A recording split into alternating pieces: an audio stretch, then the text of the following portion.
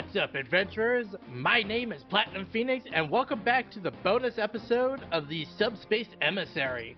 Last time, we completed the Great Maze. We actually 100%ed it, which is surprising, considering there's so many secrets and it's such a large level. And this time, we actually only have 97% in the game, despite completing the Great Maze all the way. And there just so happens to be 3 more green flags that indicate that there are things missing in these 3 stages. So we need to first go to the forest to find the first of the things that we need. And I'm going to pick Lucas, Ice Climbers, Pikachu, and Ness. Sure. I shouldn't have to use 4 characters for this first part. But there's a chance I might. I'm actually just gonna run past these guys because I don't need to deal with them. And we just need to very quickly take all of these guys out. It should not be much of a problem. Actually, that might be all of them taken care of. Nope, there's one more permit. One more permit that wanted to crash the party. Oh, I was not expecting that to work. Basically what we're looking for in these levels are these doors that have appeared. Each of the 3 levels will have a different door somewhere in them, and what we are looking for is just to find them and go into them. So let's go ahead.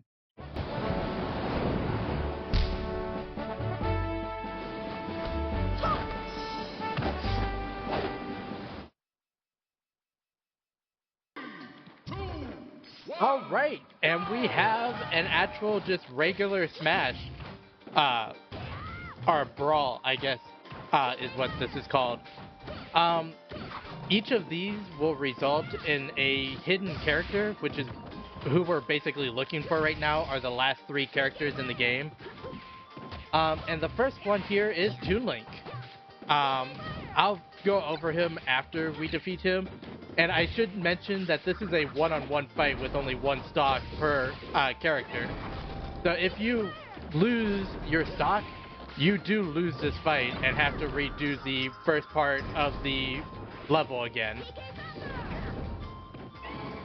Let's go up here so I don't have to worry about that. And, ooh, I thought I had him there. Toon Link has 2 of those pieces. Now I have 2 of those pieces. Not yet, but...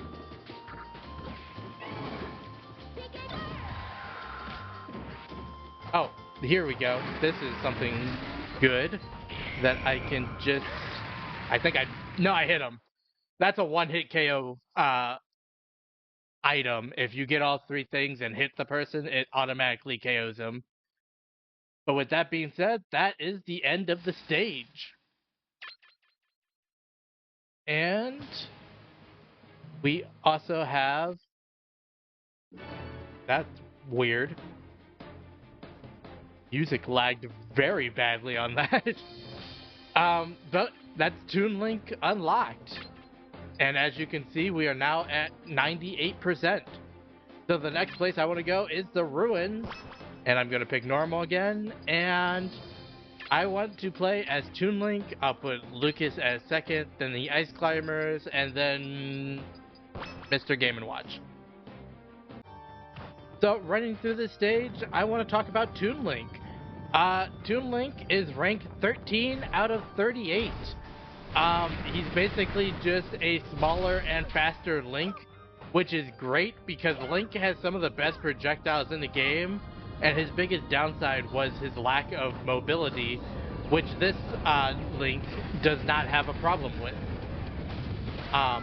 He also has almost the exact same moves as the regular Link, which is really nice if you play regular Link, because you would already know what the moves are. And we're just going to get past all these guys. There's a couple of differences from Toon Link to regular Link. Like I said, the shorter stature and the faster movement speed allows him to be more viable in combat. I almost just died there. Move past here. Good. It allows him to be more viable in combat because he is easier to maneuver and has a better time recovering because of that. We just need to go past here and leave all of those guys behind. And I believe it's still this one. Toon Link also has all of the great projectiles that regular Link has. He has the bomb. He has a actual boomerang, unlike the wind boomerang that Link has. And he has the arrow, bow and arrow. A couple episodes ago, I actually talked about the lost characters of Brawl, and I talked about how Young Link was in Melee, but was not in this game. Toon Link is actually the reason why Young Link is not in this game. Toon Link took over the position that Young Link would have filled. Also, Toon Zelda and Toon Sheik would have been the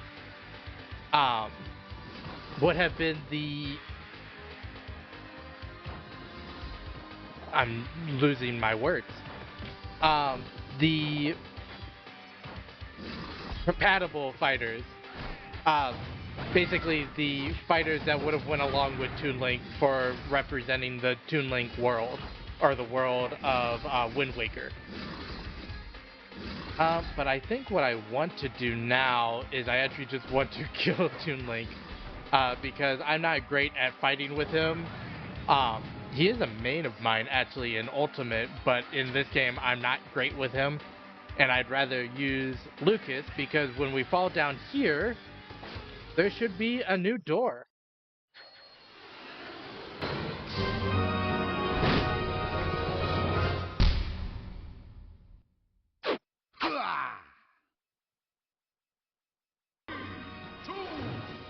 Alright, getting into our second fight. This time with Wolf. I have to say it because everyone says it when they do this fight. The fact that Wolf straight up just flips you off. Oh, I have a start. Come here, Wolf. Come here. There's no running from me. Come on up.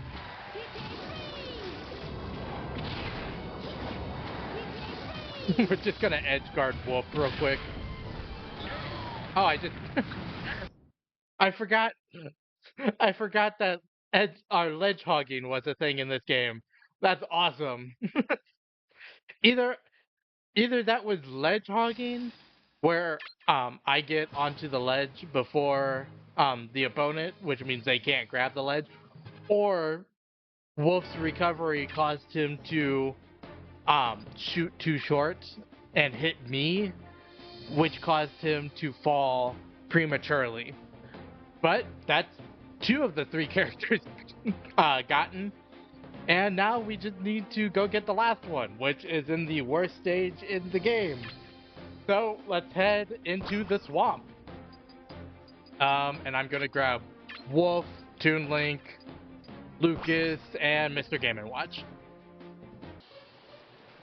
So Wolf here is rank 14 out of 38.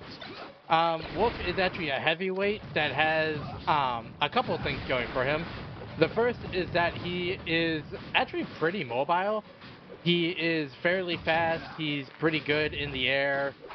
He has some pretty quick moves that allow him to rack up a lot of damage, as well as being decently okay at survivability. He has a few downsides, which one being the fact that him being a heavyweight means that he has fast falling, which also makes him pretty easy to juggle and edge guard, as you saw when I actually fought him. And I just need to get on this platform.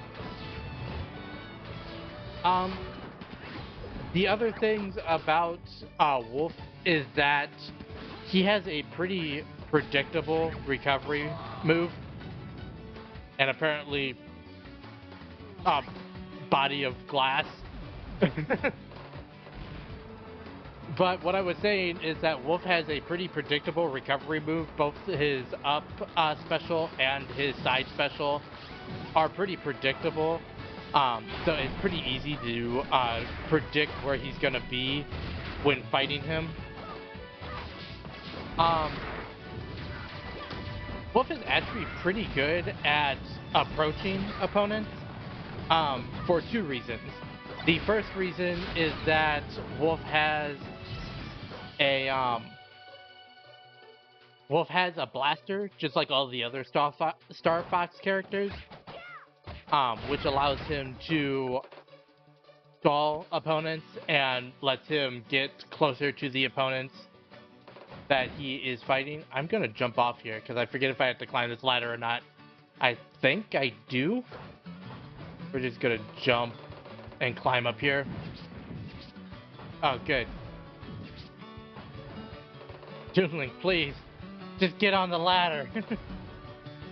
But with the blasters that could, like, stun opponents, and the fact that he has a reflector like all the other Star Fox characters, he's really good at approaching even characters with a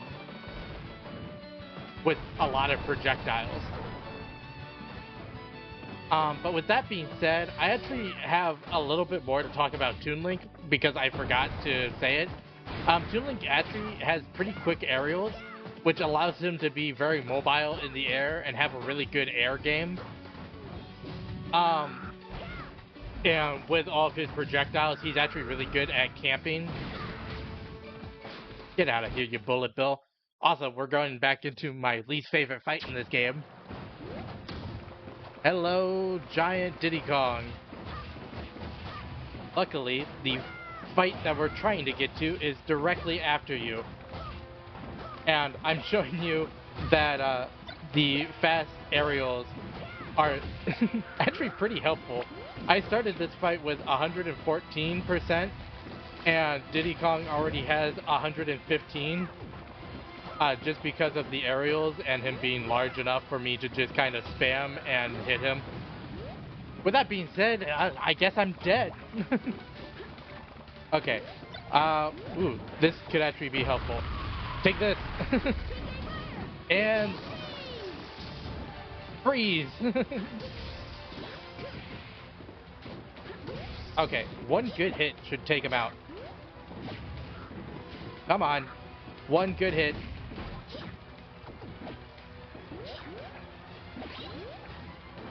Okay. Diddy Kong, I'm tired. I'm tired of this. I don't want to do this no more, Grandpa. That's too damn bad. There we go. That should be it. A nice little stun with the fire into a down smash to kind of just shoot him away. That didn't actually go horribly, luckily.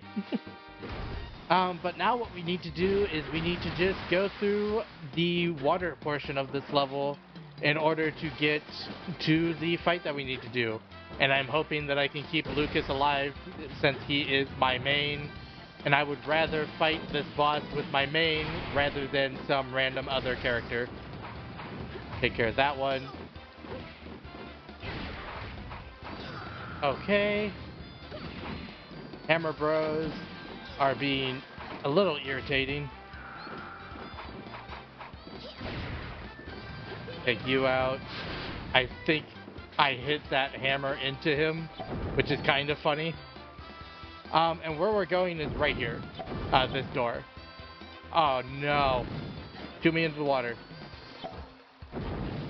Into the water. Okay. So, luckily, Lucas has a bit of aim with his recovery, and I can actually make it back here. There are some characters that will just drown if you do what I just did. But let's go in here.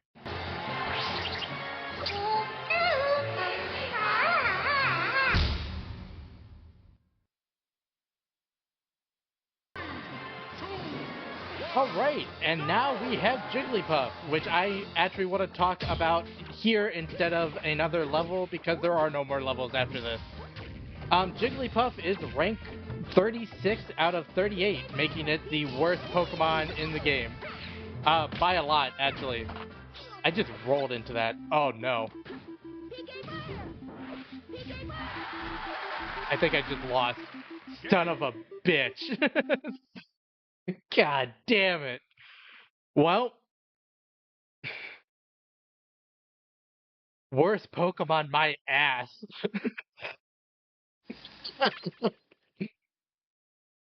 um, well, I guess I'll meet you back when I get to Jigglypuff. Alright, we are back. Maybe this time Jigglypuff won't get a hammer. We can only hope, right? Also, Jigglypuff's rollout beats my PK Thunder? How dare. Ow. So going back to what I was talking about before, Jigglypuff has great mobility, just being able to jump like 6 times. Just need to...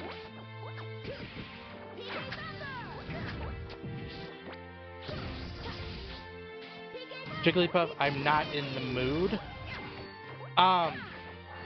But basically, Jigglypuff having great mobility is where the good parts about Jigglypuff end. Jigglypuff is too floaty to really do much in the face of anyone hitting her very hard, like that.